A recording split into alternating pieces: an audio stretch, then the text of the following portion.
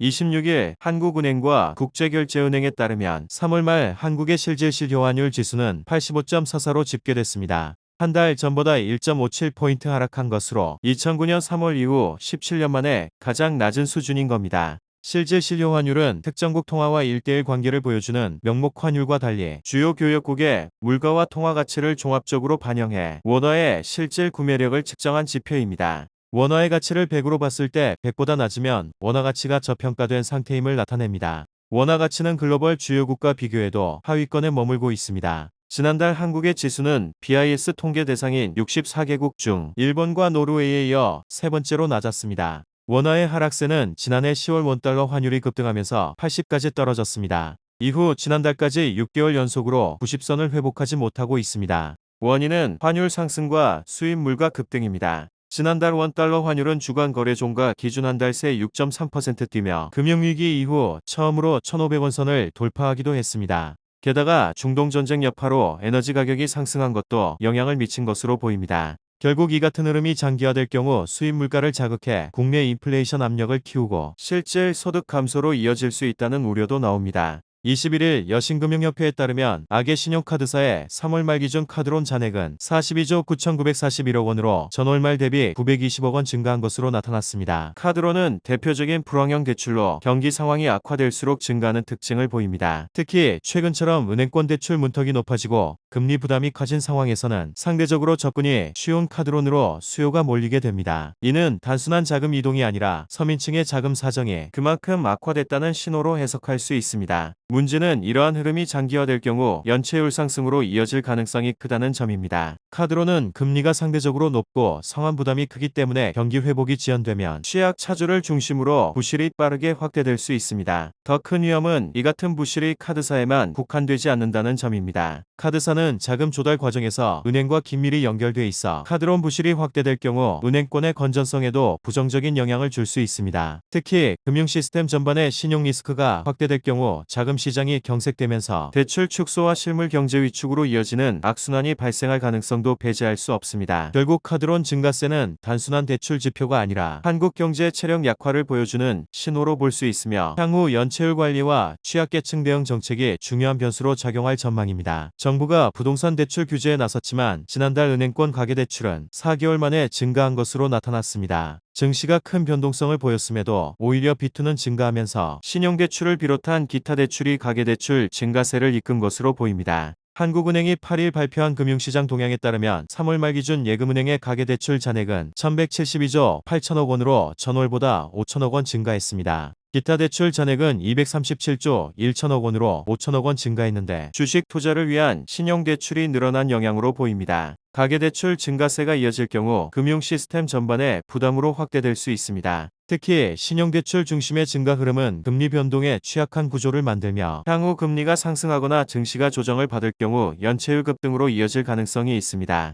실제로 레버리지를 활용한 투자 비중이 높아질수록 주가 하락 시 반대 매매가 급증해 시장 변동성을 더욱 키우는 악순환이 발생할 수 있습니다. 또한 가계의 이자 부담이 늘어나면서 소비 여력이 위축되고 이는 내수 경기 둔화로 이어질 가능성도 있습니다. 금융당국의 대출 규제에도 불구하고 위험 자산으로 자금이 쏠리는 현상이 지속될 경우 단기적인 시장 충격이 실물 경제 전반으로 확산될 수 있다는 점에서 보다 정교한 관리가 필요해 보이는 시점입니다. 31일 오전 9시 40분 기준 원달러 환율이 1,527원을 돌파했습니다. 외국인도 1조 원 넘게 국내 주식을 순매도하며 증시 하락폭을 키우고 있습니다. 환율 급등과 외국인 매도세가 동시에 확대되면서 국내 금융시장 전반에 불안감이 빠르게 확산되고 있습니다. 원화 가치가 급격히 떨어지자 외국인 투자자 입장에서는 환차손 우려가 커질 수밖에 없고 이는 추가적인 자금 이탈로 이어지는 악순환을 만들고 있습니다. 특히 외국인의 매도 물량이 대형주에 집중되면서 코스피 지수 하락 압력이 더욱 커지고 있는 상황입니다. 이 같은 흐름이 이어질 경우 개인 투자자들의 비투 물량까지 흔들릴 가능성이 제기됩니다. 주가 하락으로 담보 가치가 떨어지면 반대 매매가 발생하고 이는 다시 추가 하락을 유발하는 연쇄 충격으로 이어질 수 있기 때문입니다. 실제로 최근 신용거래 잔고가 높은 수준을 유지하고 있는 만큼 시장 변동성이 확대될 경우 충격은 더욱 커질 수 있다는 우려가 나옵니다.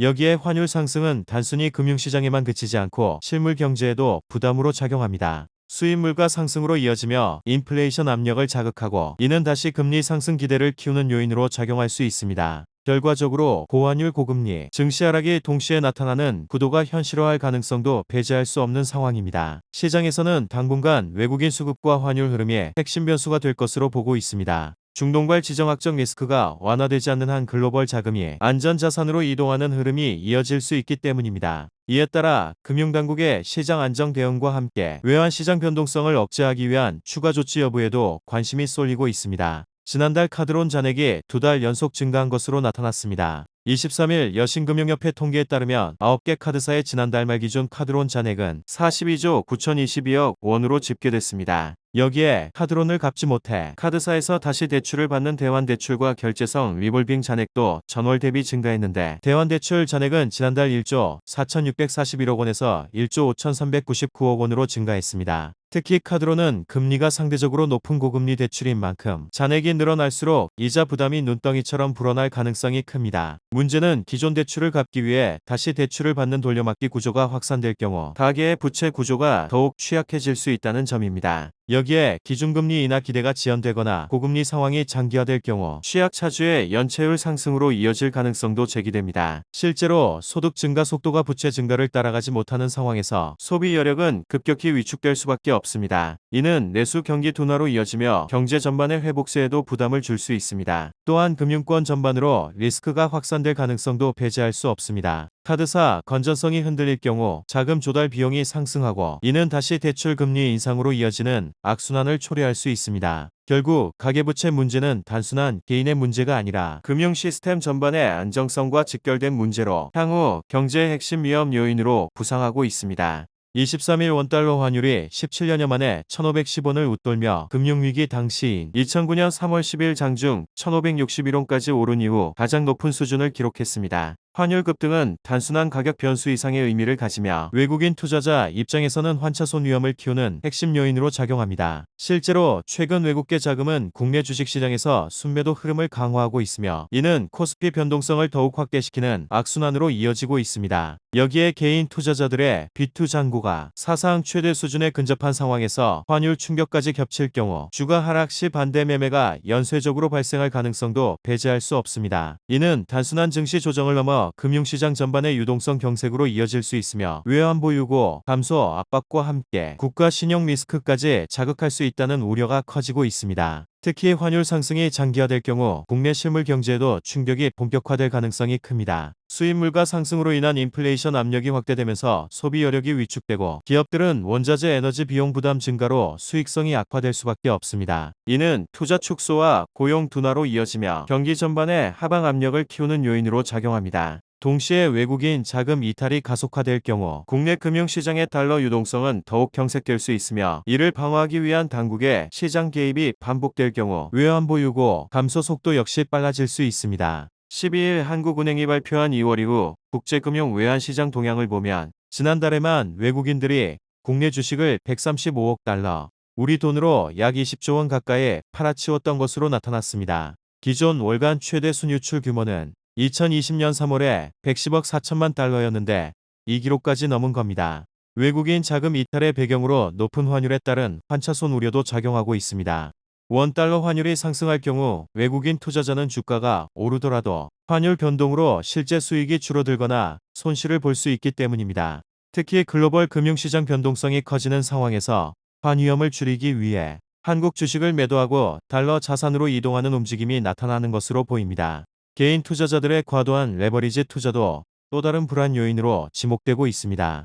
금융투자업계에 따르면 신용거래 이용자 등 이른바 비투 규모는 약 33조 원 수준까지 불어나 사상 최대치를 기록한 상태입니다. 문제는 시장이 하락세로 전환될 경우 대규모 반대 매매가 촉발될 수 있다는 점입니다.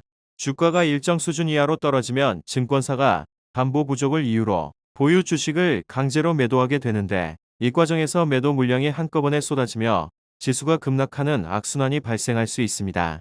특히 외국인 자금 이탈과 맞물릴 경우 시장 충격이 더욱 커지면서 연쇄적인 주가 폭락으로 이어질 수 있다는 우려도 나옵니다. 비투 규모가 역대 최대 수준으로 불어난 가운데 반대 매매가 2년 5개월 만에 최대치를 기록하며 개인 투자자들의 피해가 커지고 있습니다. 금융투자협회에 따르면 지난 5일 기준 위탁 매매, 미수금 대비 반대 매매 금액은 777억 원으로 집계됐습니다. 이는 코스피가 2200선까지 밀렸던 지난 2023년 10월 24일 이후 최대 규모로 위탁매매 미수금 대비 반대매매 비중도 6.5%를 기록했습니다. 미수거래는 투자자가 보유 현금 없이 주식을 매수한 뒤 결제일인 이 영업일 이내에 대금을 납부해야 하는 초단기 레버리지 거래입니다. 기한 내 상환하지 못할 경우 증권사가 해당 주식을 강제로 청산하는 반대매매가 발생합니다. 미수거래를 한 투자자들이 결제기한 내 자금을 상환하지 못하면서 다음 거래일에 대규모 강제 청산이 발생한 겁니다. 금융투자협회는 미수거래의 반대매매만 집계하고 있어 신용거래용자 반대매매까지 포함할 경우 반대매매 규모는 더 커질 수 있습니다. 6일 기준 증권사 신용거래용자 잔액은 32조 7,899억 원에 달합니다. 최근 국내 증시에서 외국인이 조단위 순매도에 나선 가운데 개인 투자자들만 대규모 매수에 나서는 구조가 이어지면서 시장의 취약성이 커지고 있습니다. 특히 비트 규모가 역대 최대 수준으로 불어난 상황에서 증시가 추가 하락할 경우 개인 투자자들의 미수거래와 신용거래가 연쇄적인 반대매매로 이어질 가능성이 높습니다. 외국인 자금이 빠져나가는 시장에서 개인 자금만으로 주가를 방어하는 데에는 한계가 있기 때문에 주가가 일정 수준 아래로 밀릴 경우 강제 청산 물량이 한꺼번에 쏟아지며 낙폭이 더욱 확대될 수 있습니다. 시장에서는 이러한 구조가 지속될 경우 개인 투자자들의 피해가 급격히 커지고 증시 변동성도 한층 확대될 수 있다는 우려까지 나옵니다.